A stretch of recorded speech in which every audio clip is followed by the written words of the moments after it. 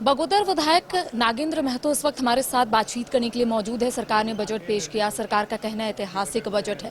BJP इसको किस रूप में ले रही है, क्योंकि लगातार आप लोग विरोध कर रहे हैं कि इसमें जनता का कोई हित नहीं होगा, सरकार इसी तरीके से बजट लाती है, कुछ नहीं होता, ऐसा आप लोगों का कहना है, क्यों? देखिए, बजट कागज में पेश करने से समस्या का समाधान नहीं होती है। धरातल पर बजट क्या उतर रहा है, इसको देखना जरूरी है। इनको शिक्षा के क्षेत्र में, कृषि के क्षेत्र में, चाहे व्यवसाय के क्षेत्र में, डेवलपमेंट के क्षेत्र में क्या क्या खर्च करना है, क्या क्या करना है, इसको अंकित होना चाहिए। अभी झारखंड में अभी नियुक्ति कितना होना चाहिए, इसका भी बजट में पेश होना चाहिए कि हम इतने लोगों की 5,000 की 7,000 के लोगों की नियुक्ति करेंगे, 10,000 की बहाली करेंगे, इसका भी बजट में उल्लेख होना चाहिए। लेकिन ऐसा कोई उल्लेख तो है नहीं। हर क्षेत्र में खाली शिक्षक का पद खाली है, कर्मचारी का पद, हर कर्मचारी का पद खाली है। डॉक्टर बता रहे हैं, डॉक्टर जहाँ पर एक प्रखंड में जहाँ 100-150 डॉक्टर की कमी होना चाहिए, वहाँ 40-45 डॉक्टर काम कर रहे हैं। शिक्षकों की भी हालत वही है। तो भाई क्या बजट बना रहे हो? बजट बना रहे हो तो बजट किसके लिए बना रहे हो? जनता के लिए, जनता की सुख सुविधा के लिए बजट बनाई जाती है। तो वो बजट तो धरातल पर उतरना चाहिए। वैसा तो नहीं खाली यहाँ तो खाली बजट पर खाली बहस हो रहा है, बहस की जा रही है। तो परिपाटी जो कानून जो परिपाटी है सरकार की हो रही है। 5 साल भी सरकार में रहे, लगातार अबर जीत गए बहुमत से, तो अबर भी सरकार में है। हर बार ऐसा देखने को मिलता है कि अगर बीजेपी को अपनी बात रखनी है तो बाहर विरोध प्रदर्शन होता था। इस बार विरोध प्रदर्शन भी देखने को नहीं मिला। सदन में आप लोग बात जरूर रख रहे हैं, लेकिन जो दिखना चाहिए बाहर वो तो नहीं दिख रहा है। तो क्या आप लोगों की कुछ और रणनीति है, किस तरीके से सरकार तक बात पहुंचानी है? सरकार जो रचनात्मक काम कर रही है तो हम उसको समर्थन करेंगे।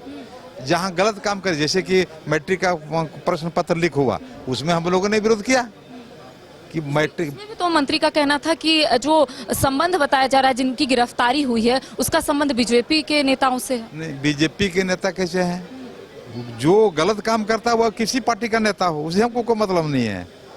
गलत गलत होता है। अगर कोई चोरी करता है तो चोर है, तो बीजेपी को चाहे सत्ता पक्ष का, उसे कोई मतलब नहीं है। गलत गलत होता है, इसलिए इसको हम तिल का ताड़ बनाने की जरूरत नहीं है। जो चोरी किया है जल जाएगा। हम लोग तो स्पष्ट आदेश है। मैया सम्मान योजना को लेकर लगातार आप लोग अपनी बात रख रहे थे कि इतना फंड सरकार कहां से लेकर आएगी। देखिए, अब राशि भी आवंटित कर दी गई है, तो क्या ये जो मामला आप लोग लगातार उठा रहे थे ये बंद हो गया? मैया सम्मान योजना देकर के सरकार लोगों को दिग्भ्रमित कर रही है। मैया सम्मान योजना देने से क्या समस्या का समाधान होगा? अरे उन बच्चों के भविष्य कैसे सुधरेंगे, उस पर इनको फोकस मारना चाहिए, ताकि कैसे बच्चों का भविष्य आगे बढ़े, कैसे हमारे बच्चे IAS IPS JPSC कैसे कम्पिटिटिव तैयार करे, उसकी तैयारी नहीं होनी चाहिए सरकार का।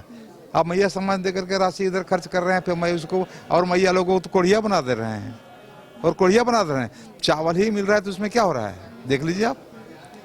कोई काम नहीं करना चाहता है तो मैया सामान देने के बाद और कोई काम नहीं करेगा। जो आंगनबाड़ी का सहायिका सेविका है, वो कहेगी हम बिना जब खटले मिल रहा है 250 रुपया, तो हम क्यों जाएंगे वहाँ काम करने के लिए? जरा गौर करने की बात है, ये सामाजिक की बात है जो ये कानून पर उतार रहा है। मतलब आप लोगों का कहना है कि सरकार नियुक्ति दे, नौकरी दे, पैसे नहीं दे, कोढ़िया ना बनाए, परमानेंट करे। हमारे पास धन का कमी नहीं है, विचारधारा का कमी है, इच्छा शक्ति की कमी है, नहीं तो हमारे पास कुछ की कमी नहीं है। झारखंड सबसे अमीर देश है, अमीर राज्य है, लेकिन सबसे गरीब है। इसका कारण कौन है? यहाँ के लोगों का सोच गड़बड़ है। प्रतिपक्ष को लेकर लगातार झारखंड मुक्ति मोर्चा हमला बोल रहा है। उनका कहना है कि आप लोग सामूहिक इस्तीफा दे दीजिए। जब आप लोग नेता प्रतिपक्ष चुन नहीं पा रहे हैं तो आप लोगों का बात कौन रखेगा? कोई लीडर ही नहीं है आप लोगों की तरफ से। प्रतिपक्ष का स्पष्ट संकेत हो रहा है कि जब बाबूलाल जी को हर चीज का सवाल उठाया जा रहा है, वो हर सवाल का जवाब वो दे रहे हैं, तो सवाल ही नहीं क्या हो रहा है नहीं हो रहा है, देखने की बात है। उनको मान लिए मानिए रहे है कि नहीं? ऐसी नहीं, बीजेपी में कोई तरह का बात 19-20 नहीं है। सब मानते, सब मान के चलता है। बड़ा परिवार है, 19-20 थोड़ा होता रहता है, उससे कौन सा। आखिरी सवाल रहेगा, कुछ दिन पहले आपने सुना होगा कि देवघर में वाहन चेकिंग के दौरान एक महिला की मृत्यु हो जाती है। लॉ एंड ऑर्डर को लेकर लगातार आप लोग सवाल उठा रहे हैं, लेकिन सदन में गूंज नहीं रहा है ये बात। नहीं, सवाल उठा है सदन में, अबर उठा है, ये गाजी के सदन में तो उठा है। हमारे क्या कहते हैं, नीरज यादव जी उठाई है, लेकिन बाहर प्रदर्शन नहीं दिखा रहा। प्रदर्शन नहीं हुआ है। सवाल उठता है कि देखिए, सरकार अभी बहुमत में है और ये किसी की बात सुनती भी नहीं है। सुनती सबकी बात है, करती मन की बात है। इसलिए कहना और कसन करना मैंने कथनी और करनी में बहुत फर्क है। अंतर है, फर्क है। इसलिए हम यही कहेंगे कि जो लॉ एंड ऑर्डर है इनको भी सुधारे। तो इनका कोई लॉ एंड ऑर्डर ही नहीं है। सीईओ अलगे मर रहा है, रसीद काट नहीं रहा है, ऑनलाइन कर रहा नहीं रहा है। पहले मैनुअल रसीद करता था, सब कोई काटता था। अब मैनुअल रसीद काट दिया है, अब उसको कहता है कि नहीं चढ़ा रहा है इसमें ऑनलाइन में। बोलिए क्या होगा?